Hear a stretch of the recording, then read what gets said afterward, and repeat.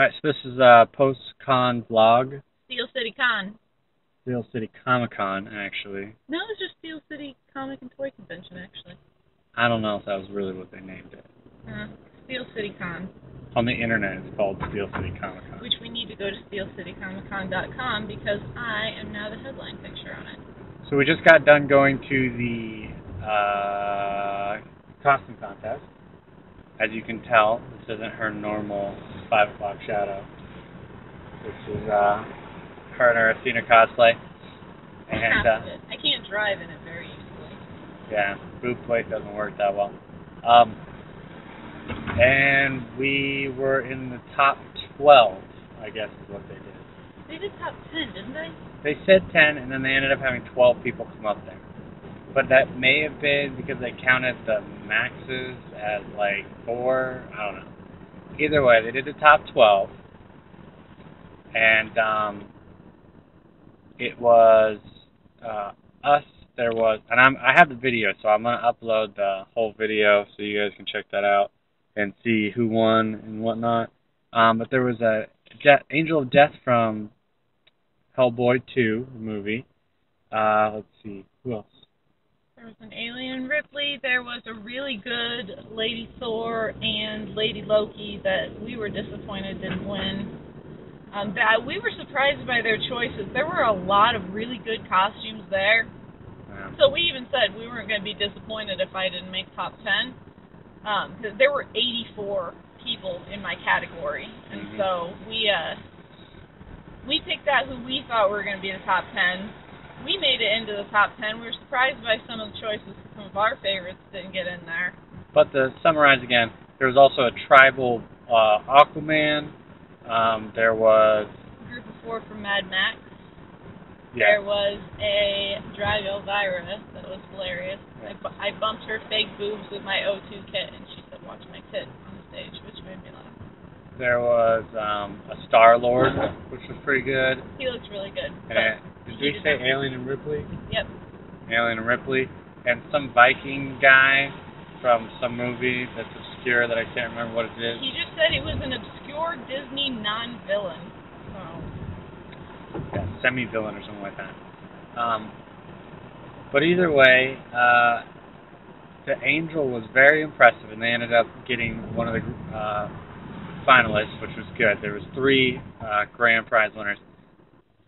We had several people say that we got robbed, including other people from the cosplay contest. That one girl, I can't believe that she didn't make finalist. Gosh, it was Dark right? Dark what? What was her? She was like Evil Lynn or something like that. Dark Lynn. I don't know what it's from, but she looked really good, and she came up afterwards and told me she couldn't believe I didn't win. I can't believe Morgana didn't win from Dragon Age. There was a very well done, lots of stuff, and the Viking or the Barbarian. Oh, there was also a Barbarian from Diablo 3 there. She didn't even have like a whiteout contact. Like it was straight up, like her eye was all whited out. She had some crazy details on hers, and she didn't even make a finalist. No, she was a finalist. Was she? Yeah, she was up there. I think at this point, once I saw who they picked as the finalist, then I thought I had a shot at winning, and I honestly think the reason I didn't was because I blew it when they gave me the mic. I had it all planned out what I was going to say.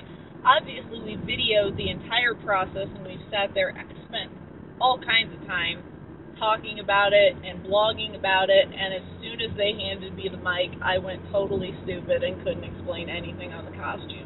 And that's why I think we didn't win, because I am just not. She did somehow figure out how to say low RPM, high torque motor. And that was the most technical that she got into it. She was like, this is made of foam, and we paint, and the shield is spinning. I think I said more than anything else, but...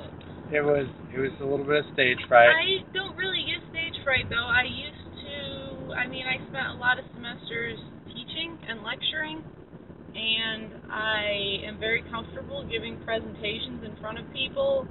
I just went a little stupid when I got put on the spot and was not fully prepared to sit there and describe in concise yet sufficient detail how we made the cosplay, which was disappointing because a lot of other people stood up there and said how they bought theirs, and I could have said how we totally made ours from dumpster pieces and scratch. And that was the other thing. Man, I wanted to, like, scream when you were up there talking. Be like, we made it out of fatigue mats that we bought from a garage sale and stuff like that. That's the stuff that I really think makes it more interesting. That it's not, and you didn't say that we made it for under $50. Like, and that was like, wow. I didn't say TheSkim.net. I totally blew it. I went stupid. She forgot her plug. I screwed it up, and that probably is why we lost, honestly, because I didn't do a good job. But the important thing is it's a training exercise. She's getting her experience in now. Right. So none of this is happening right now. Conventions are hot. We need to start remembering to bring water instead of just energy drinks. We were totally rushed this morning. The issue was that we couldn't find her shirt for Athena. Yeah, I just cut sleeves off of this other shirt, so. Did you actually cut? Because it looks like you rolled. No, I cut and then rolled because it had cuffs on the bottom, see? I cut and rolled.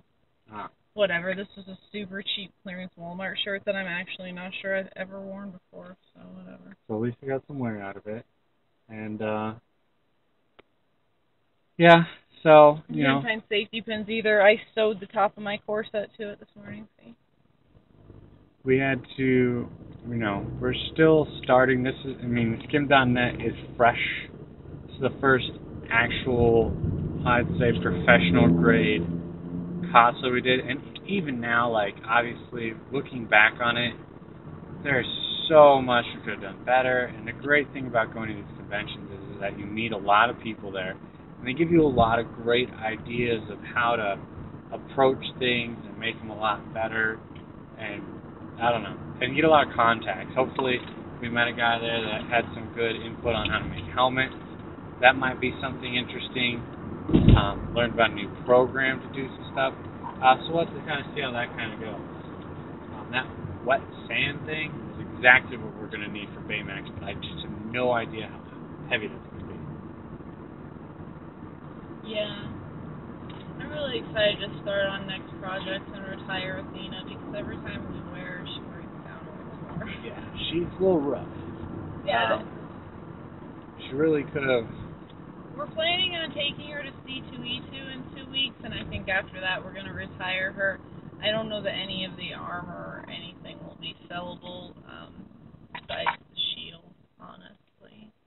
Maybe someone the wig. Really wants it. The shield's not going to freaking make it. You mean the aspect? Oh, that's what I meant. Alright. That Shield's dead. Well, I'm making, so many people like the prismatic bulwark shield. We got a lot of compliments on it, so we actually just printed off a few more. We've assembled them, we've plastic dipped them, and I'm going to paint them. I'll put them up on our Etsy store. We'll also sell it through the website. We can sell it through the website cheaper because Etsy charges you an arm and a leg when you sell stuff on there. So, anyway, I'm hoping to do those this coming week. Yeah, so we should have those guys finishing up. That might help us get some more materials for our Baymax.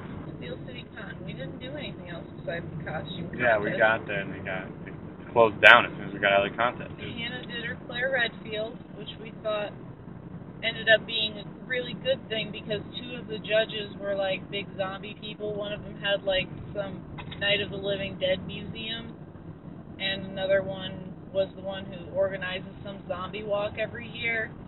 And, they said to Hannah how, they recognized her character, but... One guy who wasn't a judge. Oh, I thought you said one of the judges said that. No. Okay, well, some guy recognized Hannah. Okay, now it's not a good. He's an organizer. Was he the guy standing by the door that told me that he didn't know who I was and then tried to get me to ask him what he did? Yeah, I guess. But, no, he was like, a lot of people were like, why don't you judge this? Don't you run this? And he's like, yeah, but I can't do it because I know too many people, so I'm biased. I was like, well, thank goodness one of these conventions actually tries to eliminate bias. But the problem is that two people were like big zombie people. She's Claire Redfield. She looks really good. And there were people with pre-made costumes in the children's division that won. And that just, I will never, ever accept that as a good, it pisses me off when they have pre-made parts and they win. That doesn't make any sense. Like, oh, hey, this guy put in, $200 and bought someone else to do this for him professionally, because someone else does this as a living, and then they brought it to this convention, and now they're wearing it, and hey, look at this. And now let's give them more money so they can buy their next one, and then just, it doesn't support the community. If you buy your costume, do not put it in a contest, because, gosh darn it, it's not, you didn't do anything. Well, put it in the professional category. I have an issue with store-bought costumes.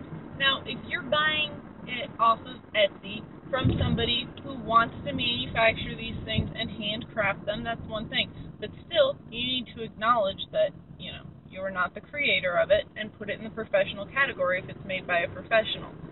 Second, if you're wearing some, Walmart Wonder Woman Halloween costume, it really does not have a place in a cosplay contest. I'm not being snobby, that's just how I feel. No, it doesn't, and it really bogs it down, too. There's a lot of time spent going through all these really bad cosplays of people that are like, oh, hey, I bought this, bathing suit. I'm going to put on a little black mask, and hey, look, I'm Black Cat. Like, no, you're not. Go home, store-bought costumes, and, just super cheaply done costumes and skanky costumes. All those should not be entered, and they shouldn't win. And when they do win, when you buy...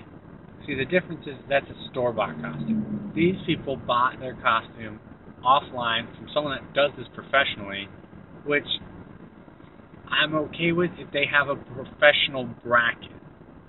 But if they don't, they shouldn't be graded on the same... There should be a large penalty for buying it from someone else. Is that a house on fire over there? Maybe. That's not coming out of a smokestack. That's a house on fire. Oh. Other than that, C2E2's in 2 weeks. Between then, we've got some repairs to do on Athena. We've got a lot of videos to go through. And I'd really like to start on our Big Hero 6 cosplay soon. So we're really excited about those. I've also got my thesis defense in there too, so we'll have some out of contact time while we're doing, the things we're actually supposed to be doing with our time as graduate students. That's it. That's our update for Steel City Comic Con. This is TheSkim.net again, and hopefully come check out our website, check out the cosplays, and hopefully we'll have up some new pictures from the Steel City Comic Con shoot. Alright, thanks for watching.